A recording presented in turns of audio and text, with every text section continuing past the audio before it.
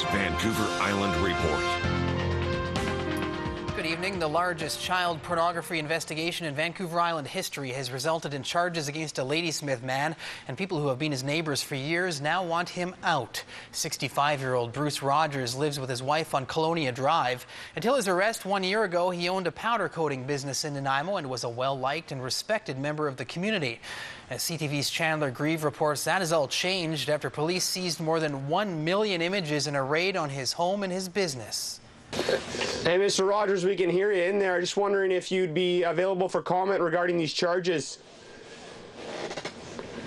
Despite 2 cars in the driveway and noise inside Bruce Rogers' Ladysmith home, nobody came to the door today, but his neighbors came to theirs. I mean, you wouldn't think in this little remote little town comprised of mostly seniors that you'd find somebody in this area, but it's very sad, you know, really sad. So it's disturbing. But if he's guilty, I don't think I'd feel too happy with him living in my neighborhood. No.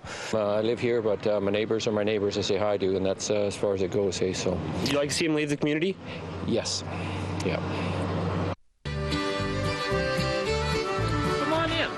See how powder coating works. The 65-year-old man seen here promoting his former powder coating company is Bruce Rogers. He is now charged with 1 count of possession of child pornography, a year after police first raided his home and business. They say 1 million disturbing images were seized, the largest child pornography investigation in the history of Vancouver Island. What we have right now is 1 charge of possession of child pornography, and there's a strong possibility of further charges. Of course, we can't comment on those because they haven't been laid yet. This is the Nanaimo business Rogers used to own. After police raided it and seized computers and hard drives, he put it up for sale, transferring ownership just a few months later in March of 2011. The new owners say they only met him once. In that one encounter, what, you know, anything stand out or?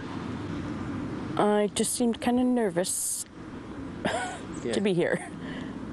Bruce Rogers is scheduled to make his first appearance right here at the Nanaimo Provincial Courthouse on January 24th.